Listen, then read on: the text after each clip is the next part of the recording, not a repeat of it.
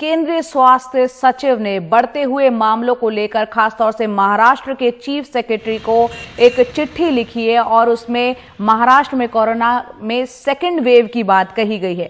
महाराष्ट्र सरकार के अधिकारी एक्टिव केस को ट्रैक करने, टेस्टिंग और आइसोलेशन आदि पर ठीक से ध्यान नहीं दे रहे, इस चिट्ठी में कहा गया है।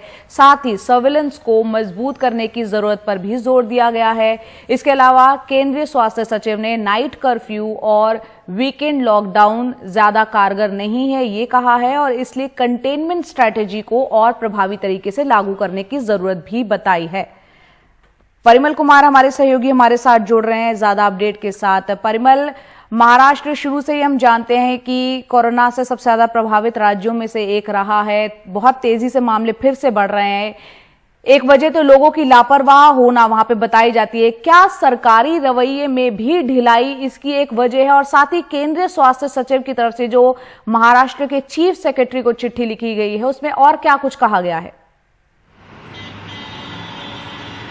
देखिए, निश्चित तौर पे लापरवाही अधिकारियों की तरफ से भी इस बात की पुष्टि हुई है, क्योंकि चिट्ठी में सीधे तौर पे कहा गया कि 3 बार इस बीच में कुछ वक्त के भीतर 3 बार सेंट्रल टीम जो है वो महाराष्ट्र के दौरे पर गई है और अलग अलग सुझाव उसने हर बार दिए हैं, लेकिन उस सुझाव पे अमल नहीं ठीक से हो पा रहा है। और यही वजह है कि इस तरह की चिट्ठी जो है फिर से लिखनी पड़ी है, क्योंकि जिस तरह के सुझाव दिए गए हैं कंटेनमेंट स्ट्रेटजी को लेके या जो चेन ऑफ ट्रांसमिशन है वायरस का उसको रोकने को लेकर, वो सुझाव पे अमल नहीं हो पा रहा है।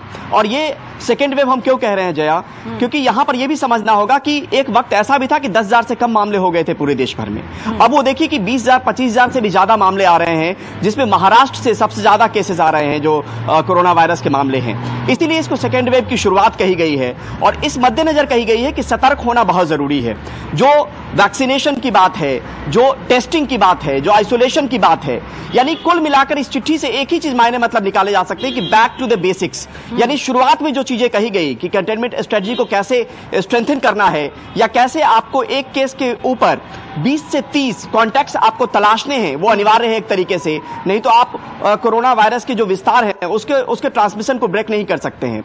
और ये बड़ी वजह है क्योंकि लोगों की लापरवाही तो है, लेकिन अधिकारियों की लापरवाही एक बड़ी जो चिंता का विषय है वो है, क्योंकि अधिकारियों को ये निर्णय लेना है कि कैसे इंप्लीमेंटेशन हो ग्राउंड पे, और वो इंप्लीमेंटेशन जब तक सही से नहीं होगा तो सेंट्रल टीम के जाने का और मुआयना करने का और बार बार जाने का वाकई कोई मतलब नहीं है। क्योंकि सेंट्रल टीम जाती है, ये स्टेट का काम होता है कि उसको इंप्लीमेंट कैसे करे। सेंट्रल टीम का काम है कि सुझाव देना कि वहां पर क्या क्या कमी लगी है और किस तरीके से कोरोना वायरस की चेन ऑफ ट्रांसमिशन को रोका जाए।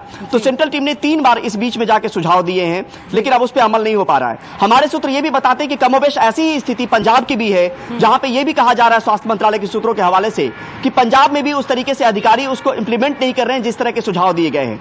यानी यहां पर यह चिंता का विषय है कि एक तो लोगों को समझना पड़ेगा, दूसरी तरफ जो अधिकारी इसको कंटेन कर सकते हैं उनको भी समझना पड़ेगा कि कैसे इसको अमल में लाया जाए। बिल्कुल परिमल, जैसा कि आपने महाराष्ट्र कहा और पंजाब का जिक्र किया, हाल ही में मैं पंजाब से लौटी हूं, अमृतसर में मैंने देखा लोगों ने वहां पर मास्क लगाना, सैनिटाइजर का उपयोग करना बिल्कुल जरूरी नहीं समझते। में बहुत जरूरी है। कोरोना के केस जिस तरह से बढ़ रहे हैं, तमाम लोगों को एहतियात बरतना। कोरोना कहीं नहीं गया है, बेशक वैक्सीन आ गई है, बावजूद उसके तमाम जानकार कहते हैं कि सारे एहतियात अभी भी बरतना बेहद जरूरी है।